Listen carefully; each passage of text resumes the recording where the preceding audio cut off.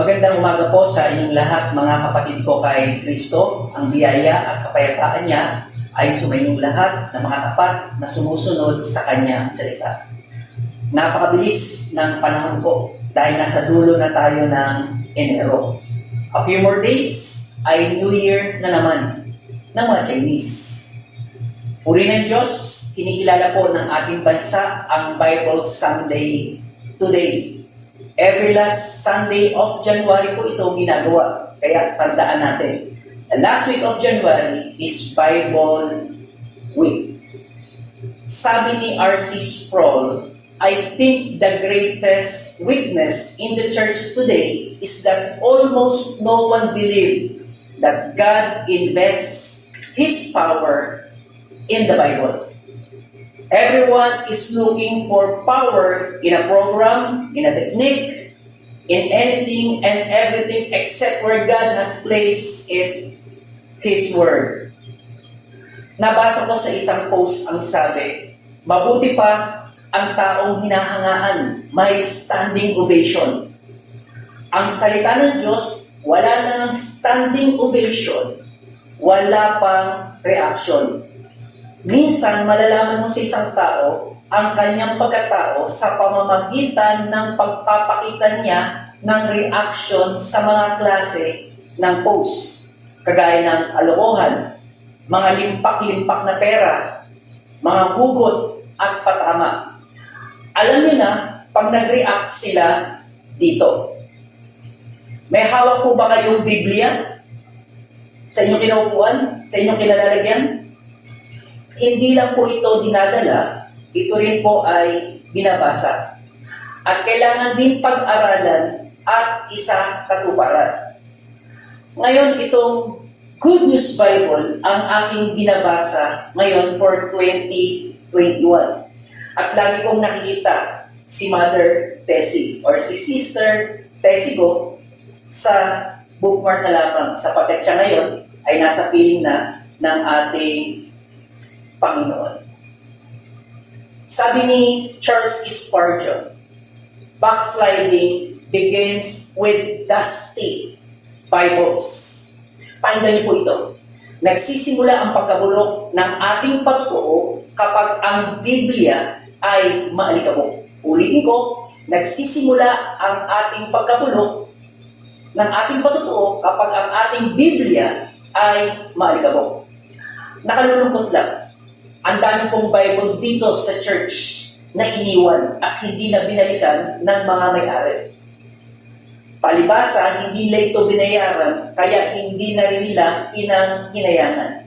Kung nalalaman lamang nila ang halaga at yaman ng Biblia, ito ay kanilang pakahalagahan. Sabi nga sa Awit 19 verse 10, mabuting balita, ito po ang pagkasabi. Ito'y higit pa sa ginto na maraming nagnanais. Higit pa sa gintong lantay na ang hangad ay makamit. Matamis pa kaysa sa pulot na sakdal tamis. Kahit anong pulot ito na dalisay at malinis. Higit pa ito sa pure gold. Higit pa ito sa pure honey. Wealth and health. Lahat gusto yan. But the Bible is far greater than this. Sabi nga ni John Piper, the Bible will not give its riches to those who will not dig. Ihanda po natin ninyo ang lapis at papel at tayo ay maghuhukay at walang mahihimlay. Maganda ang sinabi ni Kuya James sa kanyang programa noon. Walang tulugan. Tayo po muna ay manalangin. Ama naming nasa langit, labis ang aming pasasalamat sa iyo sapagkat malaya kaming nakapagbabasa at nakakapangaral ng iyong salita dito sa aming bansa. Sabi nga po ng Panginoong Sus na hindi lamang sa tinapay na bubuhay ang tao, kundi sa bawat salita ng Diyos. Sa sandaling ito, buksan mo po, O Banal na Espiritu, ang aming mga kaisipan upang aming maunawaan at mapahalagahan ang laman ng kasulatan. makita rin po namin ang mga mabubuting mararanasan kapag ito ay isinakatuparan. At hindi lamang namin dapat ito basahin, kundi dapat din sundin. Kausapin mo po kami mula sa iyong salita na aming papakinggan. Ito po ang aming prayer sa pangalan ng nagkatawang tao na salita, ang aming tagapagligtas, ang Panginoong Hesus. Amen. Sa pagbabasa po ng Biblia, mahalaga na ito ay inaari natin tayo po mismo ang kausap. At hayaan natin sa ganitong kapamaraanan, ang Diyos ay mangusap sa bawat isa sa atin. Babasahin ko po ang Deuteronomio chapter 6, verse 1 hanggang 9. Ganito po ang pagkasabi. Ito ang mga utos, katuruan at tuntunin na iniutos ng Panginoon na inyong Diyos sa akin na ituro sa inyo. Sundin niyo ito sa lupain inyong aariin o doon sa kabila ng Jordan. Para kayo at ang mga anak at ang mga apo ninyo ay gumalang sa Panginoon na inyong Diyos habang nabubuhay kayo. Kung susundin niyo ang lahat ng utos niya at mga tuntunin na ibinigay ko sa inyo, mabubuhay kayo ng matagal.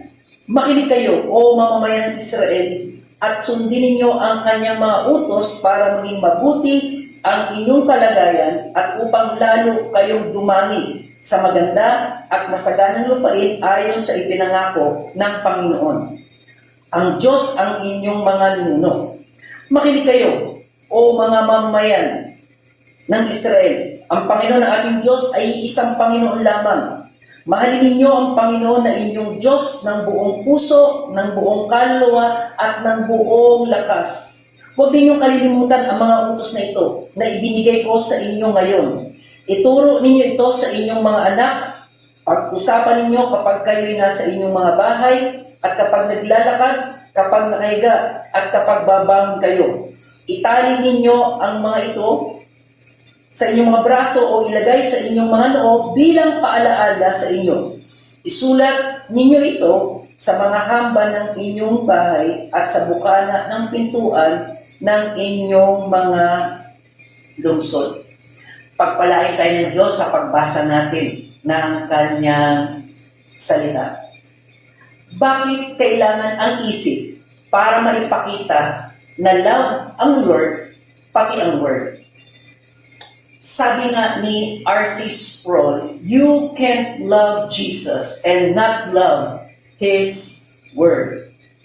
Sa Good News Bible, John chapter 14, verse 15, ito ang sabi, if you love me, sabi ni Jesus, you will obey my commandments. Hindi po pwedeng paghiwalayin ito. Kung ano ang sinabi mo, yun din ang gagawin mo. Sa Philippine version o Filipino version ng Marcos chapter 12 verse 29 and 30, ganito po ang sinabi. Sagot ni Jesus, ito ang pinakamahalagang utos. Pakinggan mo, Israel.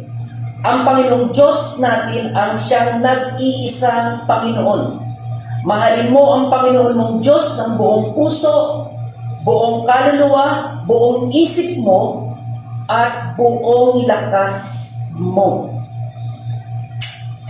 Sabi dito ng Panginoon, ibigin natin ang Diyos ng buong puso, buong kaluluwa, buong pag-iisip, at ng buong lakas. Ang Diyos ng Israel ang iisang Panginoon lamang.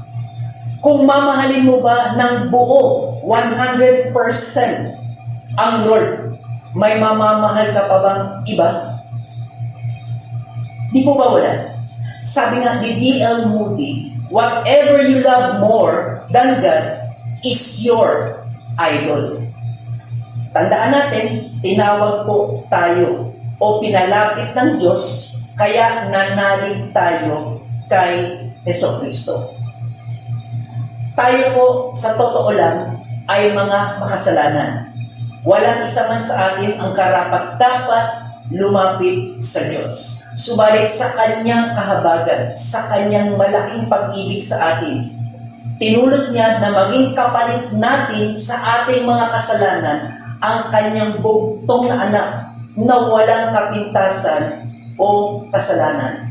At sa pamamagitan lamang ng ating pananampalataya, pagkilala sa Panginoong Jesucristo sa kanyang ginawa sa krus para sa ating mga kasalanan, ay matatanggap natin ang kaligtasan. At dahil sa kaligtasan yan, kaya tayo lumalapit sa Diyos, kaya tayo sumasamba sa Diyos, kaya tayo sumusunod sa salita ng Diyos. Ulitin ko, bakit kailangan ang isip?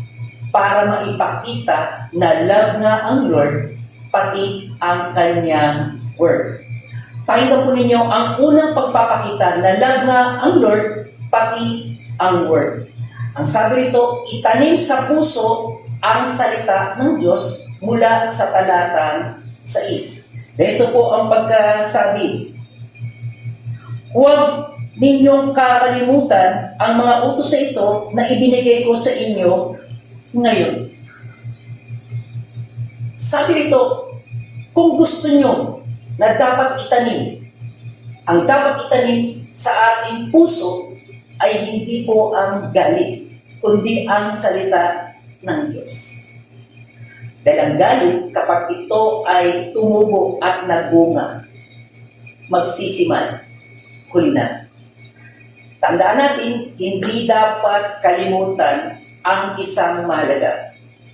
Kaya kung mahalaga ang salita ng Diyos sa atin, hindi ito dapat kalimutan. Sabi ni Charles Spurgeon, the Bible that's falling apart usually belongs to someone who isn't. Ang isang Biblia na maraming sira o dahil na luma sa kababasa, maayos ang buhay ng may-ari nito. Kapag malinis naman ang Biblia at bagong-bago pa, kahit ito ay 10 taon na, isa lang ang tiyak, marumi at wasak ang buhay ng may-ari nito. Di ba sa concert, ang sarap sa pandinig ng isang singer kapag ang mga tao, ang kanyang mga fans, ay kabisado ang awit at sabay-sabay silang umaawit sa awit ng singer. Para sa singer, mahal na mahal siya ng kanyang mga fans, kaya sila nakakaawit at kabisado nila sa kanilang puso ang lyrics ng awitin. Ganon din po sa salita ng Diyos. Kapag kabisado natin ang sinasabi sa salita ng Diyos, pinapakita lamang natin na mahal na natin ang Lord, pati ang kanyang word. Kapag pinag-uusapan na ang puso, ang sabi, itanim ito sa ating puso. Seryosohan na po ang usapan niyan. Sapagkat ang puso ay pinapakita rito ang pagiging seryoso. Walang manloloko at dapat lang magpaka-totoo. Isang tanong na diretso sa bawat isa sa inyo. Nakatanim po ba sa puso mo ang salita ng Diyos? Pagkatapos natin itong itanim sa puso, ang pangalawa na pagpapakita na love ang Lord, pati ang Word, sundin parati ang salita ng Diyos. Tama ang narinig nyo. Sundin parati ang salita ng Diyos mula sa talatang 1 hanggang 3. Ito ang mga utos, katuruan at tuntunin na iniutos ng Panginoon na inyong Diyos sa akin na ituro sa inyo. Sundin ninyo ito sa lupain inyong aaliin doon sa kabila ng Jordan, para kayo at ang mga anak at mga apo ninyo ay gumalang sa Panginoon na inyong Diyos habang nabubuhay kayo. Kung susundin ninyo ang lahat ng utos niya at mga tuntunin na ibinigay ko sa inyo, mabubuhay kayo ng matagal. Makinig kayo, o mamamayan ng Israel, at sundin ninyo ang mga utos para maging mabuti ang inyong kalagayan at upang lalo pa kayong dumami at maganda sa magandang lupain ayon sa ipinangako ng Panginoon, ang Diyos ng inyong mga ninuno. Obedience Ito ang basehan na talagang umiibig nga. Naalala po ba ninyo? Last November 22, 2020, nag-physical service kami. Ang mensahe na ibinigay ng Panginoon sa kongregasyon is obedience, the test of our love. Sa mga hindi po ito narinig, pwede ninyong mapanood sa SBCC 1992. Yan po ang YouTube channel namin. Pwede kayong mag-like and subscribe para updated kayo sa mga bagong videos mula sa salita ng Diyos. Pakinggan niyo po mabuti. Mag-ingat po kayo sa bawat decision. Your decision will determine your direction that will bring you to your destination. Sabi ni A.W. Tozer, God's words are not for me to edit and tinker with, but to believe and obey. Hindi po dapat ibahin o biruin ang Bible. Ang doktor, pag pinainom ka ng 3 times a day sa gamot, tayo po ay gagaling. Napansin niyo ba sa binasa natin? 3 beses binanggit mula talatang 1 hanggang 3 ang salitang sundin. Sa verse 1, ang sabi diyan, sundin. Sa verse 2, makita niyo ang sinabi diyan, susundin. At pagdating sa verse 3, ang sinabi pa rin, sundin. Bakit po kailangan sundin? Una, dahil ibang lupain ang kanilang aariin. May sariling batas doon at tuntunin at sigurado rin iba ang kanilang sinasamba at iba rin ang kalakaran doon. Maging bihasa ka sa Biblia para di ka madala ng kultura. Ang kautusan ang higit na pagbatayan at hindi ang kaisipan ng sinuman. Pangalawa, para igalang ang Diyos.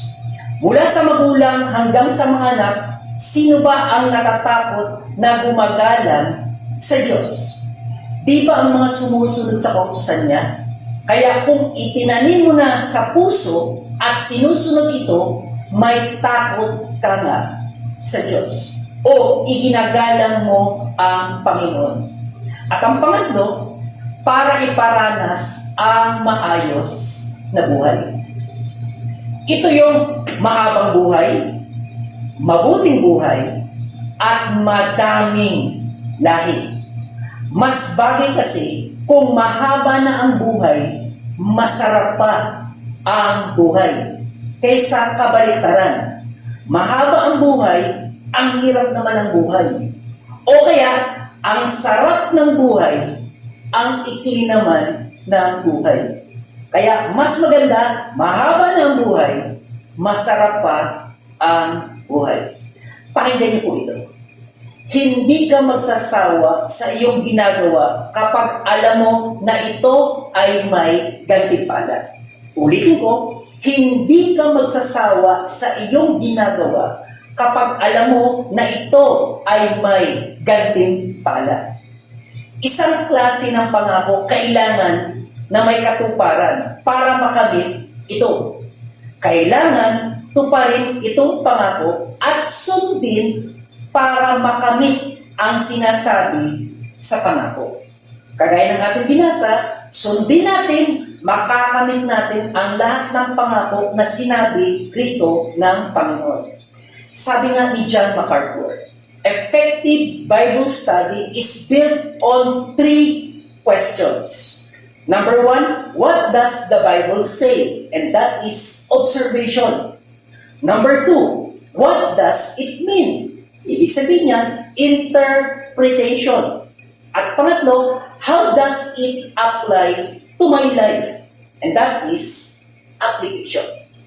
Each of those questions is important, but applying the word must always be the highest goal. Knowledge without application is useless. Anong gusto mo? Sundin na o paluin ka pa. Tapos, susunod din ka pala sa huli. Gusto mo pang masaktan muna. Ang pangatlo, na pagpapakita na love ang Lord, pati ang Word. Isalin sa pamilya ang salita ng Diyos. Makita natin sa talatang 7. Ituro ninyo ito sa inyong mga anak. Pag-usapan ninyo ito kapag kayo nasa inyong mga bahay at kapag naglalakad, kapag nakahiga, kapag babangon kayo. Kung ang sabi-sabi ng mga matatanda sa mga bata, ito na ang pamana nilang salita. Di ba? Di mas hamak na ang salita ng Diyos ang ipamana natin sapagkat meron itong pinanggalingan at mapagkakatiwalaan. Makakaranas din ng maayos na buhay ang mga papasahan nito kung kanilang susundin. Sabi sa Proverbs 30, verse 5, every word of God proves true. He is a shield to all who comes to Him for protection. Narinig natin, sinabi, the family that prays together stays together. Dagdagan ko po ito. The family that study the Word of God together stay stronger together. Hindi po ito sinusolo ng isang miyembro, kundi parang sa pagkain na nagsasalo-salo. Kami sa bahay ay may kanya-kanyang pagbabasa at pag-aaral ng Biblia. Pero bago manalangin ng sama-sama, ibinabahagi namin ang bawat natututunan sa Bible. At ang saya namin, kahit ang tatay ay natututo pa rin sa iba. Ang sarap pag-usapan ng laman ng banal na kasulatan. Amen po ba? Ang sarap pag-usapan ng laman ito. Aabutin tayo na maghapon kapag pinag-usapan natin ang laman nito sapagkat ang dami natin ditong natututunan. But listen to this warning. Huwag po ninyong hayaan na ngayon ay Kristiyano kayong mag-asawa. Pero kung kayo ay magpapabaya at hindi ninyo ipapasa pag nanganak na si Mrs. sa inyong anak, huwag rin umasa na inyong magiging apo ay magiging Kristiyano.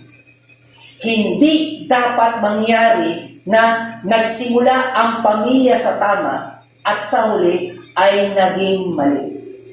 Kaya nga dinala ng Philippian jailer sa bahay niya ang salita ng Diyos at ipinasa sa buong pamilya. Kaya ito naligtas. Ipinasa na niya agad habang super excited siya sa pakiramdam dahil sa kagalakan ng kaligtasan.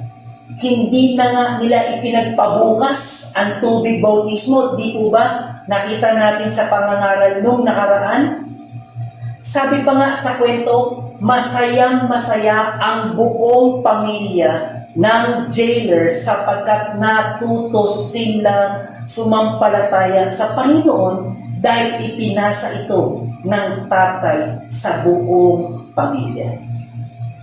Sabi ni Stephen Lawson, attending a church that does not preach the word is like going to a restaurant that does not serve food.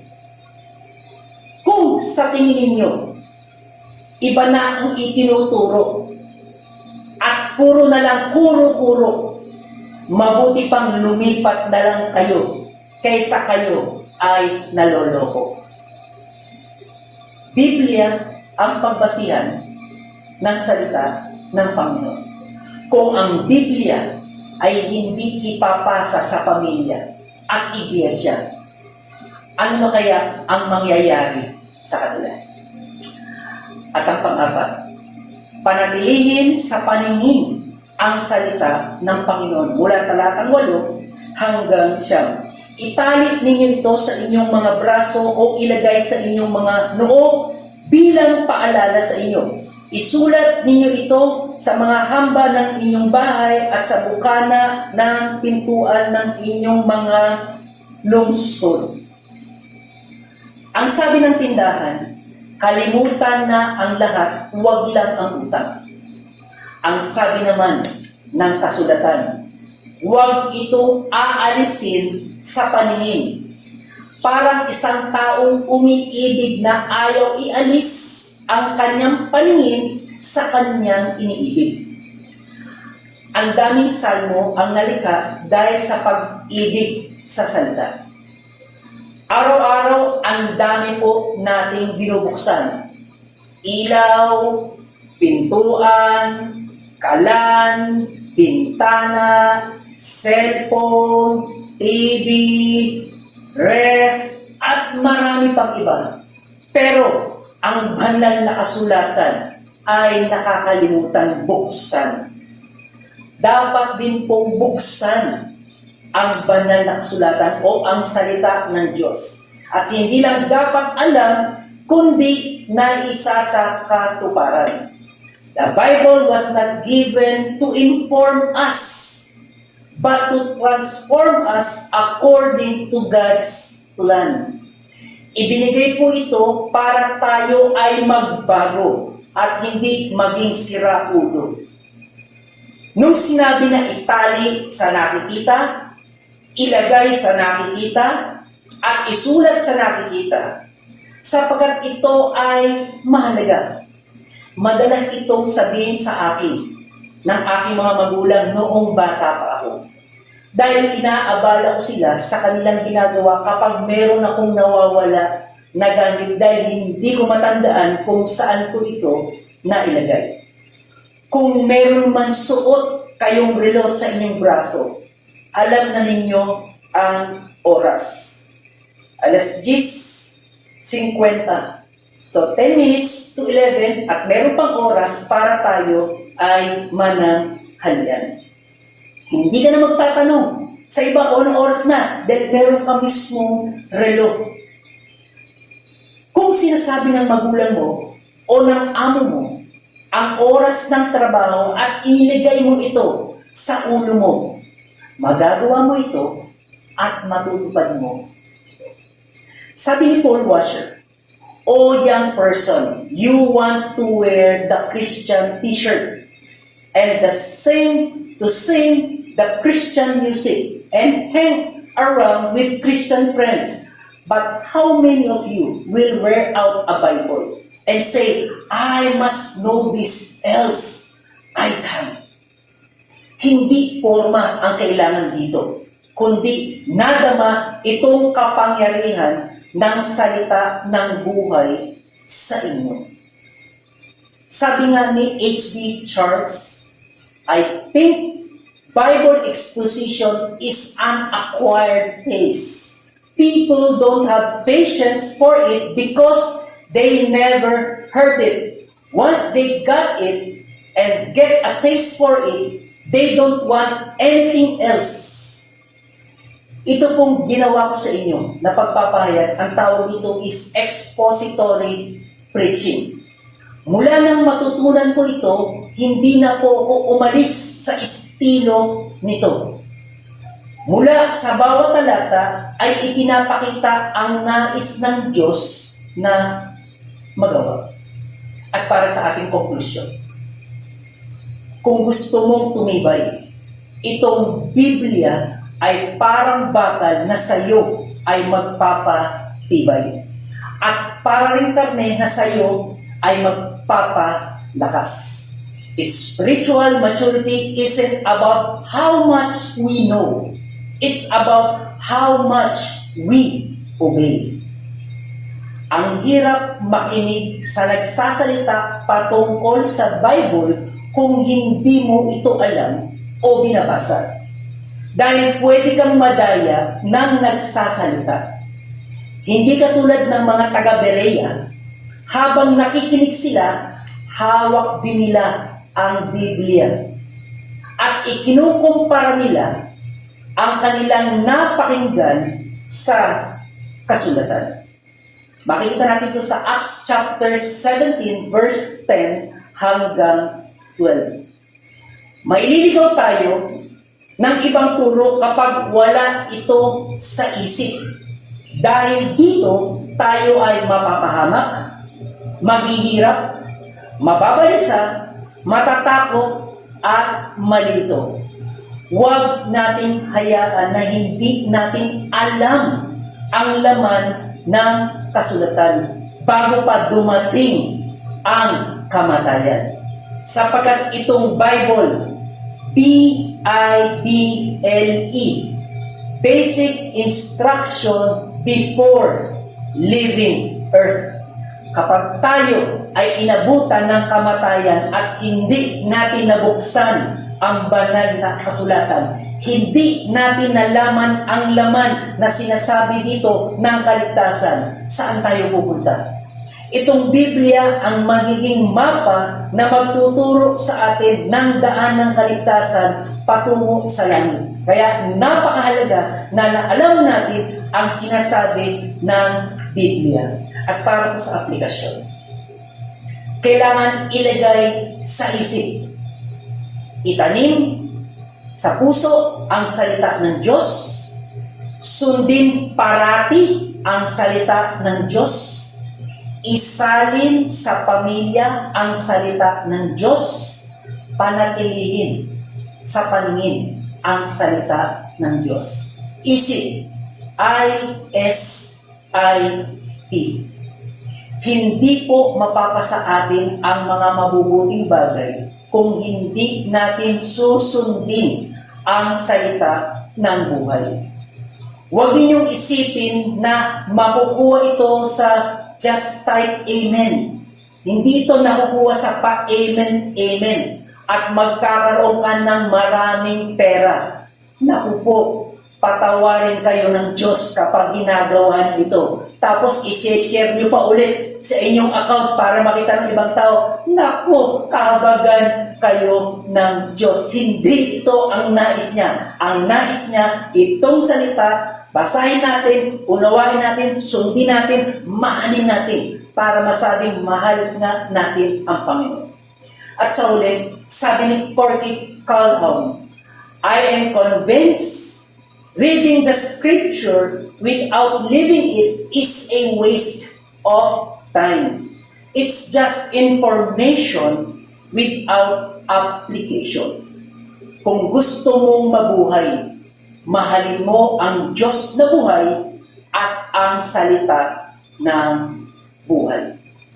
Tayo po ay manalangin ng pangwakas. Pinupuri ka namin, dakilang Diyos, sapagkat ang iyong mga utos, katuruan at tuntunin ay makatwiran. Ituring po namin ito na higit pa sa gintong lantay at pulot pukyutan. Sapagkat kung kayamanan ang dulot ng ginto at kalusugan naman sa pulot pukyutan, ay hindi pa rin maitutumbas sa kaligtasan ng kaluluwa. Ito po ay aming nalaman mula ng aming buksan, pakinggan at pag-aralan ang iyong banal na kasulatan. Ituro po ninyo ang wastong aral. Natuto kaming gumalang sa iyo dahil din dito. May mga pangako ito na gantimpala sa mga sumusunod sa iyong salita at nagbibigay din pabala sa mga sumusuway. Hindi po dapat ang isang alagad ay makupad at tamad sa pagsunod, kundi masipag at may mababang loob na tanggapin ang mga natutunan sa kasulatan. Hindi po namin ito magagawa, Ama, kung hindi ka maaawa. Kaya alang-alang sa iyong anak na nagkatawang tao ang salita, aming tuparin lahat ang kanyang sabihin. Ito po ang aming taus-pusong panalangin sa kanyang pangalan lamang. Amen. Magandang umaga po muli sa inyong lahat. Pagpalain kayo ng Panginoon.